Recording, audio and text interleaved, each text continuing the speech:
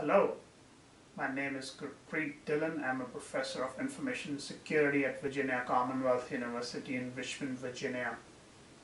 The topic of our discussion today is cyberstalking and cyberbullying. Both the terms go hand in hand. Many a time cyberbullying leads to cyberstalking, and cyberstalking can also lead to cyberbullying. Cyberbullying is really when someone uses the internet or mobile devices to deliberately upset someone else.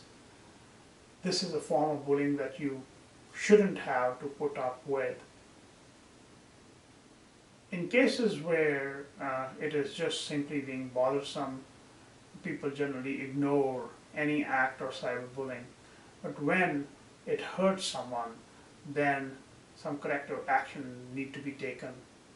Electronic or cyberbullying includes the use of emails, can be cell phones, text messages, internet sites, where individuals get threatened, harassed, embarrassed, leading to social exclusion, damage in relationships and friendships. All these aspects hurt individuals in their day-to-day lives and hence are treated as pretty serious cyberbullying acts. Now, how can one spot such issues? That is a difficult question to answer. Some recent research has shown that 1 in 6 individuals get cyberbullied at one point in time or the other. In most cases, it is children who get bullied via some kind of a social networking site. Nowadays, Snapchat is one of those sites where it is so easy to constantly bombard people with short messages. 88% of social media using teens has seen someone be mean or cruel on a social networking site. This is a serious issue to be considered and corrective actions need to be taken.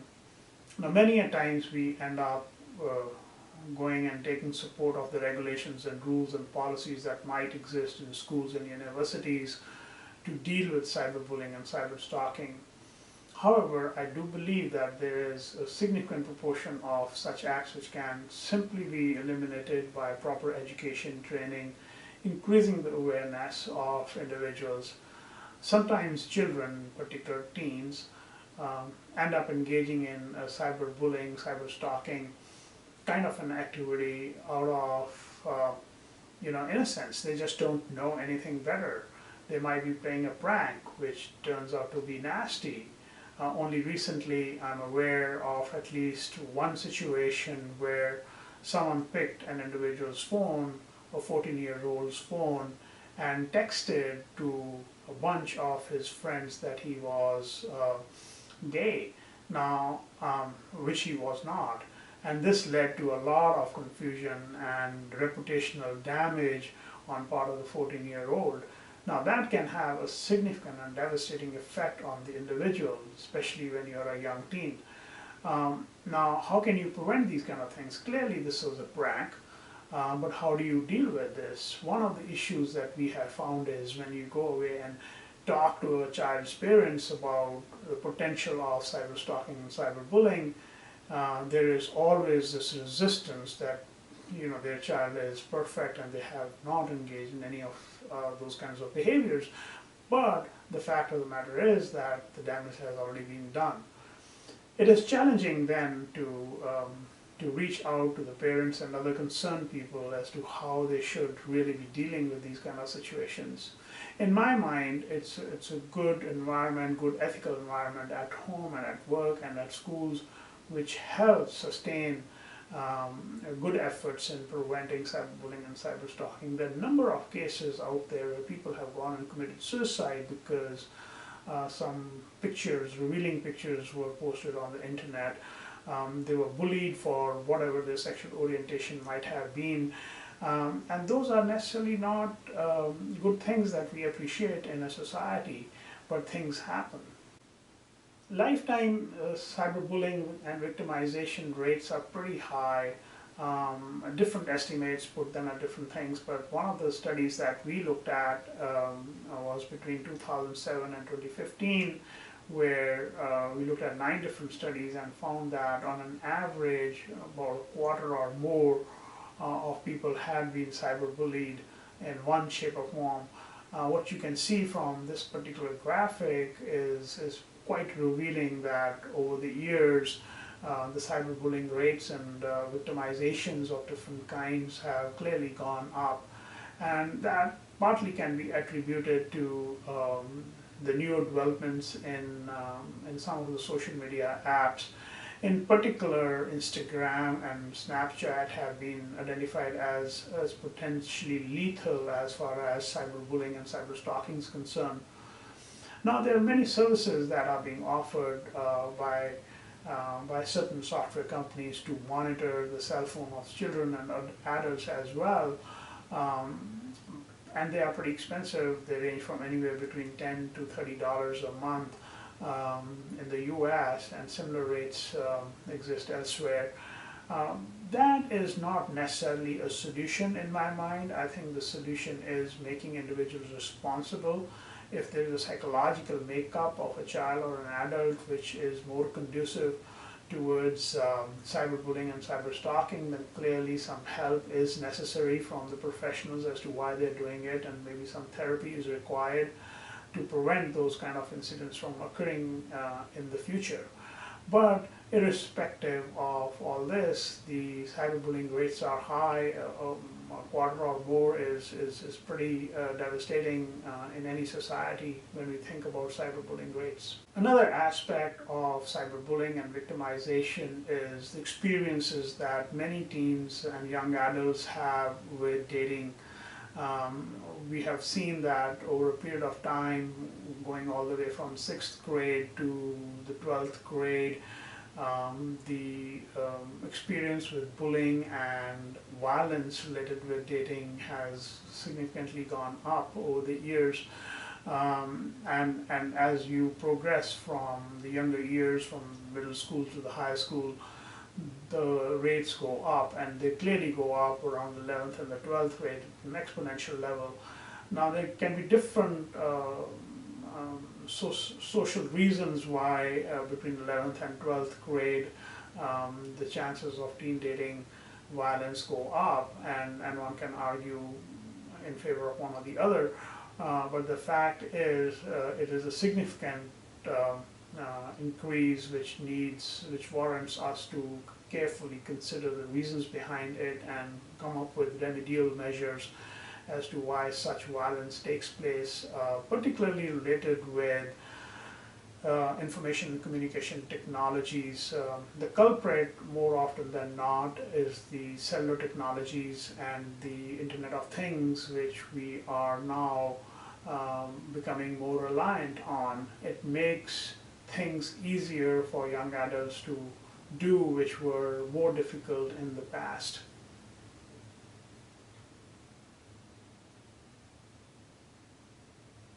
Here is another graphic which shows the increased cyberbullying and victimization rates. This study was done in the Midwest part of the US, and again we see that in a lifetime about 35% people have been bullied at least once.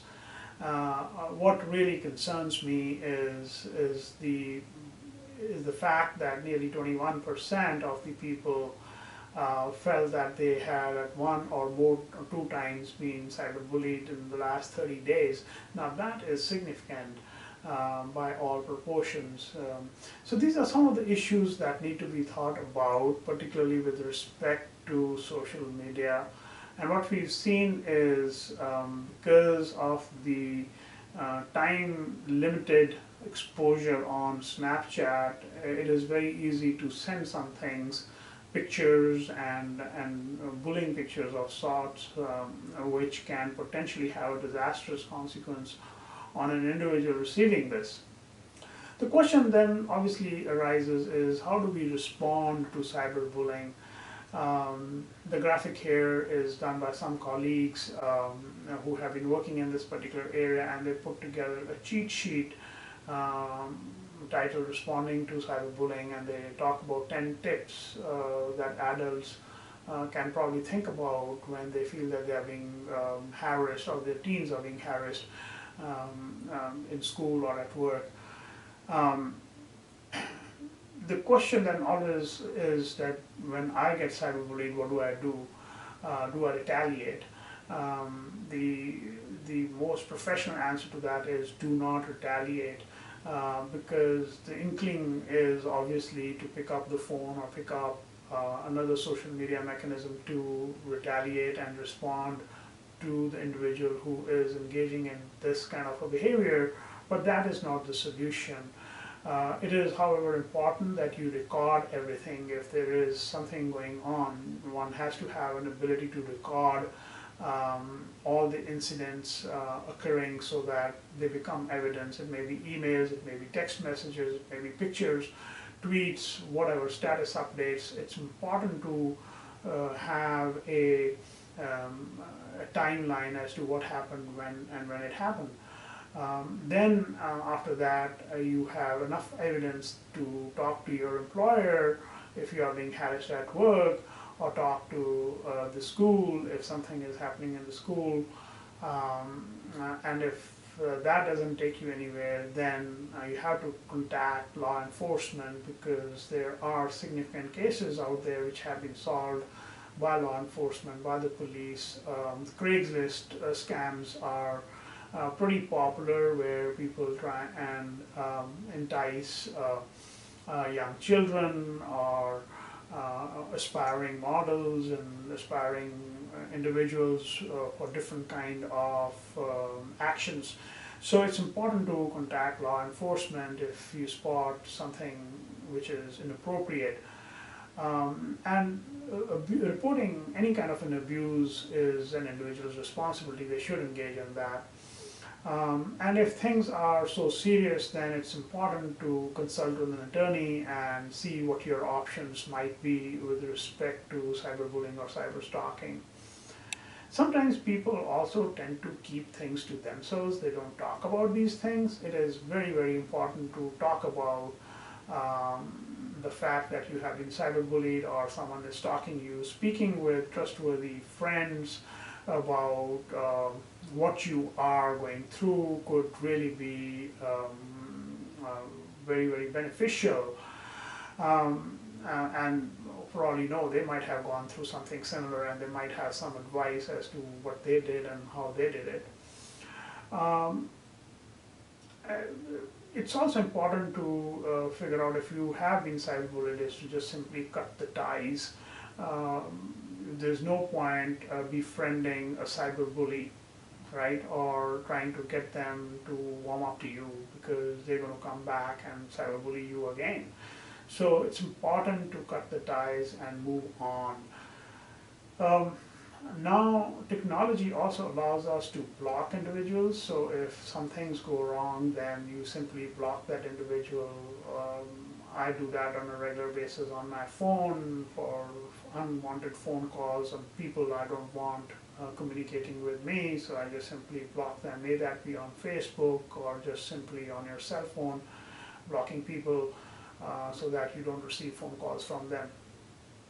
And then finally, it is very important, if the threats persist and you are constantly being bullied, is to change your contact information. That is usually a remedy, because people are going to track you otherwise and come after you. So changing your contact information certainly helps. So these are some of the things that you can do to prevent cyberbullying and cyberstalking. It's a menace to the society, and I hope some of these issues will help you think through some of the aspects of cyberstalking and cyberbullying.